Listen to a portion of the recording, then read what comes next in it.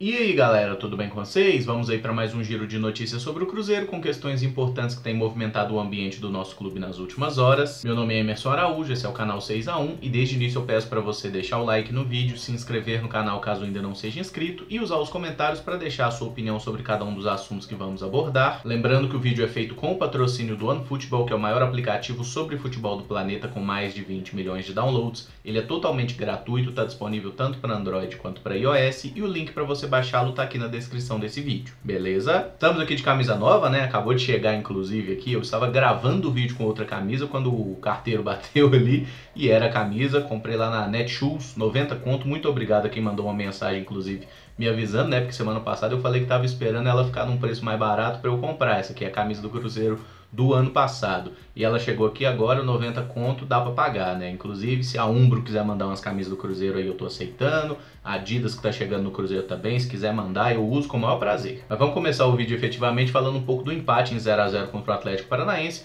Já comentamos bastante na live de ontem, né? O empate, ele é interessante pelas circunstâncias, jogar mais de meia hora com um homem a menos e tudo mais. O time mostrou brio, mostrou vontade, mas a gente não pode se conformar muito com esse excesso de empates que causa uma certa sensação de segurança que não é necessariamente verdadeira, porque dependendo do que acontecer nos resultados dessa quinta-feira, o Cruzeiro pode até voltar para a zona de rebaixamento. Isso não é muito provável, não é muito provável que o Botafogo vença o Flamengo, né? Não é muito provável que o próprio CSA bata o Grêmio fora de casa, mas são resultados que de certa forma podem nos impactar e a gente tem que torcer muito hoje para que o pessoal que está na parte de cima da tabela consiga as vitórias. Mas com o resultado de 0x0 frente ao Atlético Paranaense, o Cruzeiro chegou a 13 empates em 31 jogos no Campeonato Brasileiro, o que já é o maior número de empates da história do nosso clube em um mesmo Brasileirão. Antes disso, lá em 2017, o Cruzeiro tinha empatado 12 vezes durante o campeonato, mas esse ano realmente a gente está batendo todos os recordes nesse sentido.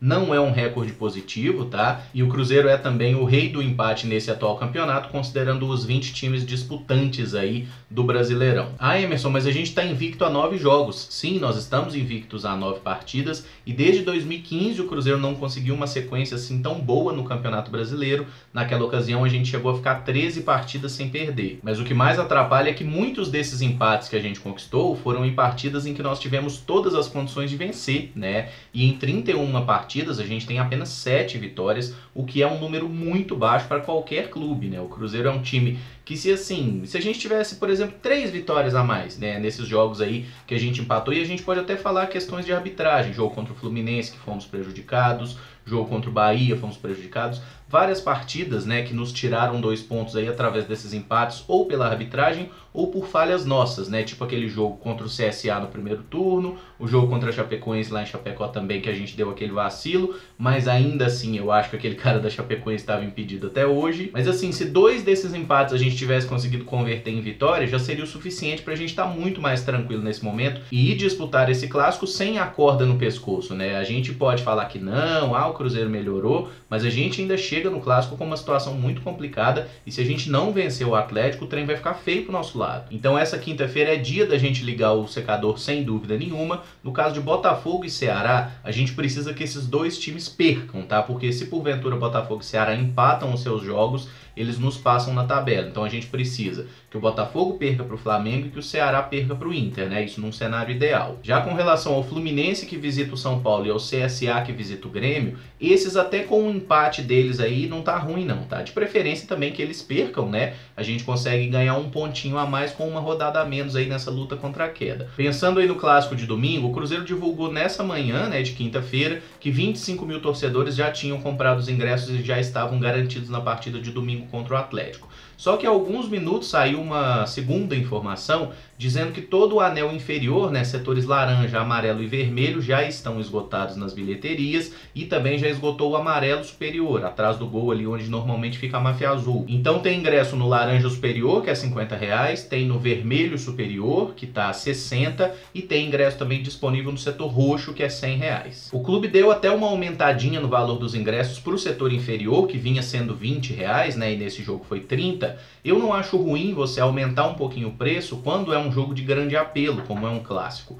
O meu problema é você aumentar o ingresso e ter cadeira vazia. E foi o que o Cruzeiro fez recentemente. tanto o jogo contra o Fortaleza quanto o jogo contra o Bahia, a gente viu que o Cruzeiro teve ali 30, não chegou a 40 mil pessoas no estádio. E nesse momento a gente precisava estar lotando o Mineirão, como vai ser no Clássico, e até por isso vai ser um ingrediente a mais para incentivar os jogadores. A gente precisa demais ganhar do Atlético por tudo que envolve, questão de rivalidade e tudo mais, mas principalmente pela luta contra o rebaixamento e para a gente não deixá-los se tranquilizar também, né? Para a gente não distanciar deles. E outra questão sobre o Clássico que já foi definida é quem vai ser o árbitro, tá? O Jean-Pierre Gonçalves Lima, né? O popularmente conhecido Vin Diesel, vai ser o soprador de latinha nesse jogo de domingo e tomara que ele faça uma boa arbitragem. A última vez que ele apitou um jogo do Cruzeiro, ele enfiou a mão na gente, foi no Cruzeiro e Fluminense, né? Que ele nos roubou aquele gol do Fred, que foi um gol perfeitamente legal e ele anulou por uma falta que só ele enxergou na origem do lance. E vamos torcer para que pelo menos apite direito dessa vez, né? Porque eu tô realmente cansado desse negócio de todo lance que, na dúvida, o juiz dá contra o Cruzeiro. Seja em casa, seja fora de casa, é impressionante como tá todo mundo disposto a rebaixar a gente. No jogo de ontem contra o Atlético Paranaense, eu não discordo da expulsão do Sassá, eu acho que ela foi correta e o grande culpado pela expulsão foi o próprio Sassá, que foi no mínimo sem noção nos dois lances, né? Ele foi irresponsável, já falei sobre isso, vi que algumas pessoas pensam diferente, mas cada um tem a sua visão e vamos concordar em discordar. O Abel Braga foi uma das pessoas que disse que o Sassá não teve maldade no lance, que ele não pôs o braço de propósito. É lógico que pôs, ninguém põe um braço esticado daquele jeito. Algumas pessoas falando, não, mas o Thiago Heleno empurra o Sassá. Beleza, houve um contato, não é um empurrão. O Thiago Heleno está protegendo a bola, o Sassá vem ao encontro dele, o problema foi o braço aberto do Sassá. Se ele dá um toque ali meio braço, meio peito, na trombada, eu acho que o juiz até anularia o gol, mas não daria o cartão. O problema é que o Sassá foi com o braço arreganhado, e aí não tem como defender, né? Fica realmente, assim, injustificável a ação dele. Entre outras coisas que o Abel falou, ele mais uma vez defendeu muito o time, elogiou a postura e tudo mais, o fato da gente ter conseguido manter pelo menos um ponto com um atleta a menos, ter se defendido bem, quase marcado o gol naquela estocada do Ezequiel, né? Um cruzamento que virou chute, né? Um chutamento ali que pegou na trave. Não quis falar muito sobre as escolhas para o Clássico, mas deixou bem claro que, na opinião dele, experiência pesa nesse tipo de jogo. E aí a gente já pode ter certeza, né? Thiago Neves e Fred vão voltar ao time titular, isso é fato. Agora, outras mudanças podem ser feitas, como a entrada do Léo no miolo de zaga, e aí se for considerar uma questão de idade, o Fabrício Bruno é um pouco mais velho, pode ser que o Kaká fique no banco nesse jogo. Mas eu não me surpreenderia também se porventura ele resolve iniciar o jogo com o Edilson e não com o Orejuela na lateral direito, algo que eu discordo muito. Para mim o colombiano tem que ser titular, até porque o Orejuela daqui a pouco vai para a seleção colombiana de novo e a gente vai precisar usar o Edilson. Mas enfim, essas questões ainda são muito especulativas. O Cruzeiro treinou na Arena da Baixada, inclusive, tá? Nessa quinta-feira, tá voltando para BH agora à tarde, treina na sexta à tarde na Toca e também no sábado pela manhã. Aí a gente já deve ter um desenho melhor de como vai ser o Cruzeiro pro Clássico, mas acho que a gente já pode abrir essa discussão. Será que a gente realmente precisa tanto dos jogadores experientes nesse momento? Ou será que o nosso elenco já tem gente experiente o suficiente jogando? Porque eu acho sinceramente que tendo o Fábio no gol, tendo aí eventualmente o Dodô ou o Egídio na esquerda, o Henrique no meio, tendo o Thiago Neves, tendo o Fred, você não precisa promover o retorno do Léo para a zaga, você não precisa botar o Edilson na lateral, porque aí você acaba ficando com um elenco com muita gente velha em campo, o que naturalmente vai fazer o time perder intensidade. Eu prefiro manter os jovens jogando, tipo o Kaká, tipo o Orejuela, tipo o Ederson, que são jogadores que estão rendendo um pouco mais, e talvez até dar uma chance pro Ezequiel no Clássico, né? Já que David, Marquinhos, Gabriel realmente não tem jogado aquilo que a gente gostaria. Mas enfim, comentem aí as suas opiniões, vamos trocar uma ideia sobre isso. Vou encerrar esse vídeo por aqui. Se gostou, deixa o like, se inscreve no canal caso ainda não seja inscrito e usa aí o espaço de comentários para manifestar as suas opiniões sobre cada um dos variados temas, beleza? Muito obrigado por acompanhar, um abraço e até o próximo vídeo. Valeu!